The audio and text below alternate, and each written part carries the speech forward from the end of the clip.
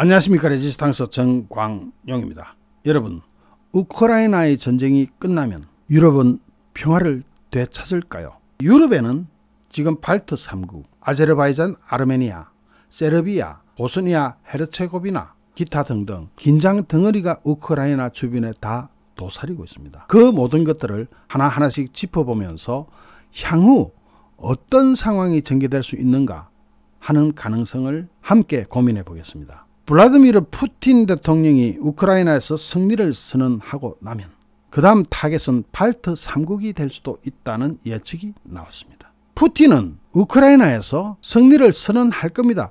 완전 참패를 해가지고 국제 망신을 당하더라도 일단 5월 9일 전성기념일 날 전에 일단 쇼쇼쇼를 할 겁니다. 동부 돈바스를 다 먹지 못하고 그 밑에 있는 크림반도도 우크라이나가 다시 탈환해도 푸틴은 그렇게 할 겁니다. 왜냐? 그렇게 해야 자신의 정권이 유지되기 때문입니다. 그러고 나면 푸틴은 거기서 그칠까요? 그렇지 않을 것이라는 겁니다. 왜냐? 우크라이나에서의 패전 결과를 러시아 국민들이 제대로 알기 전에 다른 어디를 건드려야 된다는 거죠. 현지 시간 3일, 그러니까 우리 시간 오늘이죠. CNN 방송과 인터뷰한 러시아 석유재벌 출신의 미하일 호르드코프스키는 푸틴의 다음 계획인 에스토니아, 라트비아, 리투아니아 등 발트 3국을 향한 침공일 수가 있다라고 주장했습니다. 그는 푸틴이 우크라이나 전쟁에서 승리를 했다고 결정한다면 이건 실제 승리와 무관한 겁니다. 그냥 푸틴이 결정하면 끝나는 거예요. 그렇게 하고는 그냥 철수해가지고 다른 데로 가는 겁니다. 어디로? 호르드코프스키 주장에 의하면 발트 3국으로 간다는 겁니다. 그러면서 우크라이나 전쟁이 마지막 단계이거나 마지막 전쟁이 아닐 것으로 확신한다는 겁니다. 확실히 믿는다는 겁니다. 사실은.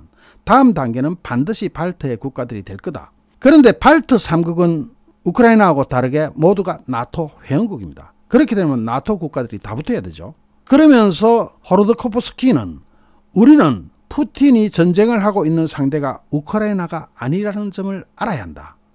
푸틴은 미국과 나토를 상대로 전쟁을 하고 있는 것이라면서 실제로 푸틴은 이 말을 여러 번 했다라고 설명합니다.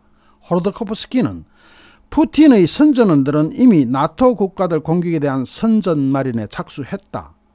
여론전을 준비하고 있다는 뜻이죠. 그러면 이 호르드코프스키의 말은 제대로 믿을 수가 있을까? 이 사람은 러시아 석유기업 유코스의 CEO를 지낸 진짜 말 그대로 올리가르히 출신입니다. 푸틴의 측근이었죠. 7년 전에 영국으로 망명한 이래 반푸틴 비평가로 활동 중이지만 실제로 푸틴의 측근으로 있다가 왔기 때문에 푸틴의 성격이나 앞으로 할 행동에 대해서 충분히 예측을 할 수 있는 자질을 갖춘 사람이라고 볼 수 있습니다. 부디 그런 일이 일어나지 않기를 바라지만 또 다른 전운이 곳곳에서 감지되고 있습니다. 러시아가 우크라이나를 침공한 지 35일째인 지난 30일 카프카스 지역의 옛 소련 국가 조지에서 분리 독립을 선포한 지역이 나왔습니다. 이렇게 되면 우크라이나의 동부 돈바스와 똑같은 상황이 벌어지고 있는 겁니다. 카프카스 지역이라는 게 흑해와 카스피해 사이의 산맥으로 내려가면서 터키랑 연결되는 부분입니다. 그러니까 러시아의 서남부 영토와 접한 곳이죠. 이 조지아 전쟁은 여러분 아실 분은 대부분 아실 겁니다. 러시아가 조지아를 침공에 들어가 가지고 그냥 항복시켜 버렸죠. 그런데 그 당시에 아파지아와 남오세티아가 독립선언을 했고 러시아는 그것을 인정했습니다. 그런데 그것에서 더 나아가서 남오세티아가 러시아 영토로 편입되겠다 하고 스스로 결정을 해버린 겁니다. 이 땅 넓이 해봤자 제주도의 한 2배 정도 되고 인구는 한 5만 명밖에 안 됩니다. 하지만 조지아를 볼 때는 자신의 국토가 날아가는 겁니다. 타스 통신에 따르면 남오세티아 대통령 아나톨리 비빌로프는 러시아와의 통합은 우리의 전략적 목표이며 국민 염원이라면서 이 길로 간다고 제대로 선언을 해버렸습니다. 그런데 러시아는 이 지역에 평화유지군 명목으로 박아놨던 군대를 우크라이나의 병력이 딸리니까 우크라이나로 쭉 빼버렸습니다. 여기를 분쟁이 벌어지도록 방치를 일부러 한 거죠. 그렇게 되면 조지아는 이거 뭐 러시아하고 국경을 마주대하고 있지만 우크라이나에 신경을 쓰는 동안 아차 우리 쪽에는 신경을 덜 쓰겠구나 하고는 남오세티아를 다시 빼앗을 수도 있겠죠. 그 그림을 러시아가 그리고 있는 것 아니냐는 생각이 충분히 들 수 있는 상황입니다. 이렇게 되면 우크라이나 동부 돈바스 지역과 똑같은 상황으로 여기도 분쟁의 씨앗이 커지게 되는 거죠. 다음은 진짜로 머리 아픈 지역입니다. 아제르바이잔과 아르메니아. 여기는 정말로 전 세계의 골칫거리죠. 2년 전에 아제르바이잔과 아르메니아 간에 전쟁이 벌어졌던 바로 그 지역, 나고르노 카라바흐 분쟁 지역에서 무력 충돌이 또다시 재개될 조짐이 나타났습니다. 타스 통신 등에 따르면 러시아 국방부는 현지 시간 26일 아제르바이잔 군이 지난 24일에서 25일 사이 나고르노 카라바흐의 러시아 평화유지군 책임구역 내로 진입해가지고 터키제 바이락타르 무인기로 나고르노 카라바흐 자치공화국 군부대를 4차례나 공격했다고 보도했습니다. 타스 통신하면 러시아의 입이죠. 그러자 나고르노 카라바흐 공화국 대통령 아라익 아루투냐는 군사 긴장을 고조로 관내 계엄령을 선포했습니다. 여기가 얼마나 머리 아픈 지역이냐면은 러시아로 볼 때는 아르메니아 쪽에 아무래도 정이 많이 갈 겁니다. 왜냐? 여기가 바로 기독교 같고 친러를 아주 내밀은 데죠. 아르메니아에서 이번 우크라이나 전쟁 때 공군을 파견했다는 그런 이야기도 나오고 있죠. 그런데 아제르바이잔도 그냥 러시아로서는 몰라 또는 너희들 망해 이렇게 할 수가 없어요. 왜냐하면 여기가 무슬림들입니다. 이슬람을 믿는 사람들이죠. 그러면은 러시아가 아제르바이잔을 적으로 돌리면 바로 터키랑 원수가 됩니다. 터키는 아제르바이잔에 바이락타르 등 지원을 하고 있거든요. 그런데 이거 계속 따지고 보면 웃깁니다. 아제르바이잔은 시아파입니다. 터키는 수니파입니다. 시아파와 수니파는 원수죠. 그렇지만 수니파인 터키가 시아파인 아제르바이잔을 지원합니다. 이 아제르바이잔 잠시만 짚고 넘어가면 여기가 또 기름이 나요. 산유국이에요. 산유국의 특징 중에 그런 게 있습니다. 여러분, 가스가 땅으로부터 스물스물 올라와서 불이 잘 붙습니다. 땅 위에서 불이 나는 거죠. 그럼 뭐가 발달하겠습니까? 배화교, 불을 경배하는 종교가 탄생할 수가 있죠. 바로 이 지역이 조로아스터교가 탄생했던 조로아스터교의 성지입니다. 여러분, 짜라투스트라는 이렇게 말했다 할 때 짜라투스트라가 누군지 알아요? 조로아스트를 이야기합니다. 어쨌든 그건 놔두고 러시아의 입장도 아르메니아와 아제르바이잔을 간보는 입장이고, 아르메니아는 러시아한테 잘 봐주세요 하고 아부를 찰떡같이 하고 있는 데고, 아제르바이잔은 터키가 지원을 하고 있는데 요 밑에 바로 이란이 있습니다. 이란은 또 아르메니아를 지원해요. 왜냐? 아제르바이잔하고 이란하고는 같은 시아파고, 이란은 특히 시아파 맹주를 자처하는데 왜 엉뚱하게 같은 시아파인 아제르바이잔을 멀리할까요? 왜냐하면 이란의 서부 지역 이쪽입니다. 이쪽에 아제르인들이 많이 살아요. 이 아제르인들이 아제르바이잔이 커지면 힘을 받아가지고 분리 독립을 할 수가 있고, 아제르바이잔과 같은 나라를 설립하겠다고 설치면은 이란으로 볼 때는 이 넓은 땅덩어리를 일로 뚝 뛰가 되는 그런 상황이 발생할 수도 있는 거죠. 터키가 같은 수니파인 쿠르드족을 핍박하는 것과 비슷한 상황입니다. 이란이 아르메니아를 지원하기 위해서 무기와 물자를 운반하고 있다는 보도도 나왔습니다. 자, 그러면은 이란은 아르메니아, 러시아도 아르메니아, 러시아는 대신에 아제르바이잔하고는 윙크, 그 다음에 터키는 아제르바이잔, 아르메니아는 원수. 왜냐하면 아제르바이잔은 터키 바이락타르로 이 지역에 가서 러시아제 탱크를 박살내고 있으니까. 이렇게 꼬이면서 이거는 언제 터져도 이상하지 않을 불덩어리가 되어 있습니다. 그러니까 그게 또다시 이제 불이 붙고 있는 겁니다. 유럽 진짜 희한한 동네죠. 그 다음에 또 골치 아픈 게 세르비아입니다. 이 세르비아 문제도 머리 지끈지끈 아플 겁니다. 동유럽의 발칸반도 국가 세르비아에서도 친러시아 성향의 알렉산드르 부치치 대통령이 오늘 대선에서 승리를 해버렸습니다. 어제 치러진 대선에서 부치치 대통령은 59.8%의 득표율로 재선에 성공할 것으로 예상되고 있는데 아직 개표가 다 안 끝났거든요. 이날 함께 치러진 총선에서 여당인 세르비아 혁신당 SNS라고 합니다. 세르비아 혁신당이 43.6%의 득표에 성공하고 야당연합은 12.9%의 득표로 뒤를 이었습니다. 또 SNS, 즉 여당의 오랜 동맹인 세르비아 사회당도 11.6%로 3위를 차지하면서 아예 압도적으로 여당이 표를 가져갔습니다. 여기도 또 부정선거 논란 나오는 바로 그 동네입니다. 동네 자체가. 언론도 다 현 정권 편이고 야당이 뭔가 움직일 수 있는 룸이 굉장히 부족한 그런 이상한 데입니다. 이번에 당선된 부치지 대통령, 지금까지 계속 대통령 해왔습니다. 부치지 대통령은 러시아의 우크라이나 침공 이후에 서방의 대러시아 제재에 동참하기를 거부해 왔습니다. 왜냐하면 1990년 전쟁 당시에 나토 국가들이 세르비아에 각종 제재를 가할 때 러시아가 세르비아를 지원해 줬다는 이유 때문입니다. 왜 러시아의 지원을 받았을까요? 이게 또 복잡한 게 세르비아 하면 바로 떠오르는 게 뭐가 있습니까? 코소보가 떠오르죠. 1990년대 들어서 유고 연방이 분열되면서 1998년에서 1999년 사이에 코소보 지역에서 세르비아인들이 분리주의 알바니아인들을 학살하는 사건이 발생합니다. 이때 인종청소 이야기 많이 났죠. 그러니까 나토는 그러지 마라 하고는 코소보 편을 들어버립니다. 그러면서 세르비아에 각종 제재를 가해버리죠. 그러니까 세르비아에서는 각종 제재에 눈탱이가 튀어나올 지경이 돼가는데 러시아가 도와준 겁니다.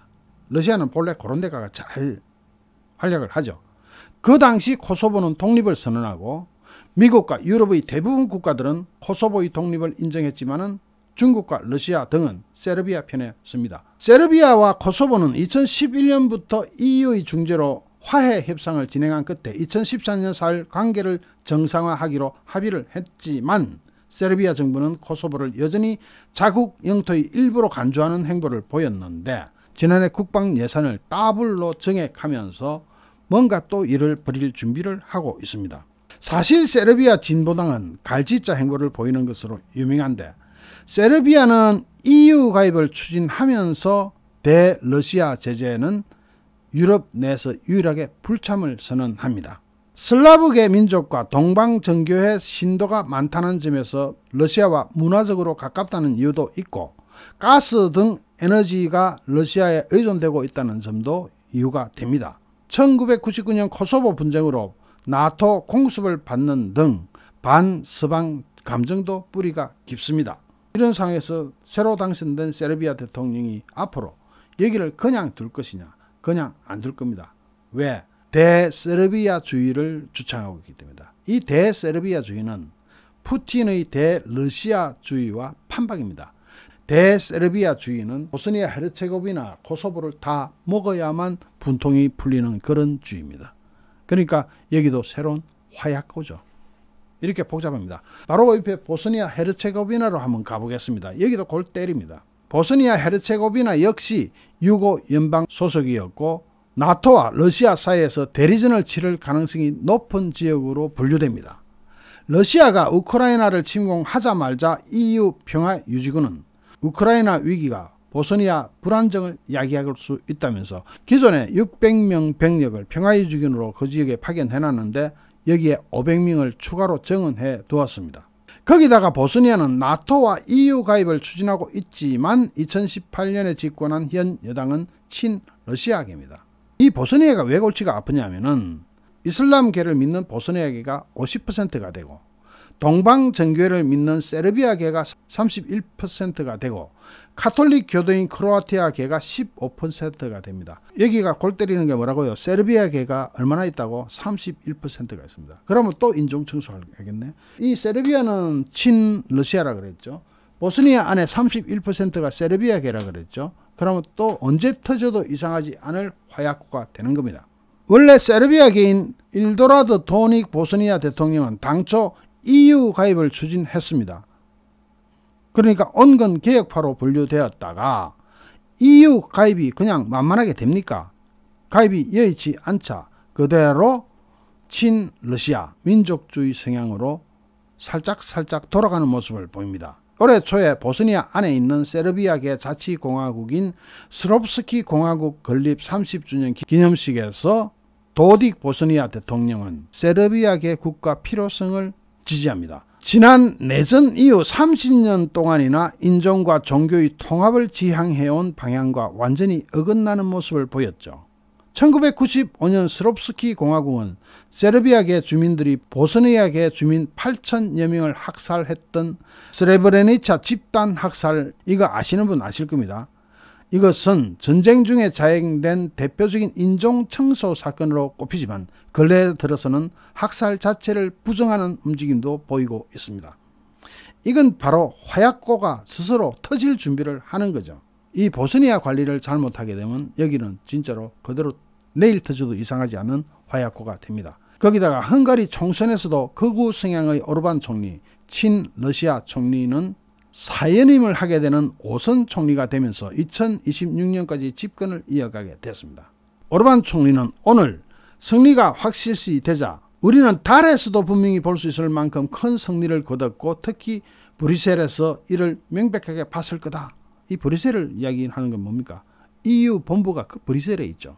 그러면서 특히 우크라이나 젤렌스키 대통령을 포함한 엄청난 수의 적과도 쌓여야 했기 때문에 승리를 평생 기억할 것이라고 말했습니다.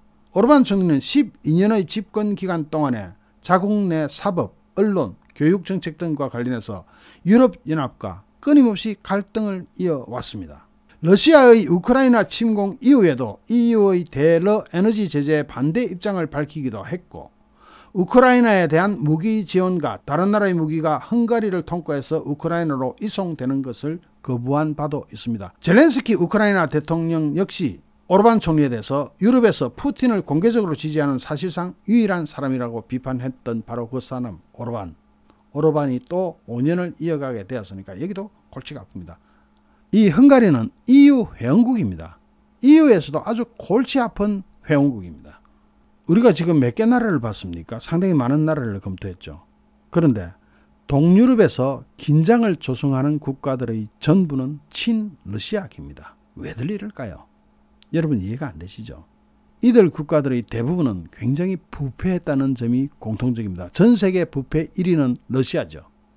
2위는 우크라이나였습니다. 그러나 젤렌스키 대통령이 등장하면서 많은 부분 개혁이 되고 있지만 그래도 아직 부패 오명은 완전히 벗지 못했습니다. 그러나 이 동유럽 긴장 조성 국가들의 전부는 친러시아계면서 부패 지수가 상당히 높은 나라들입니다. 푸틴과 닮은 꼴이죠.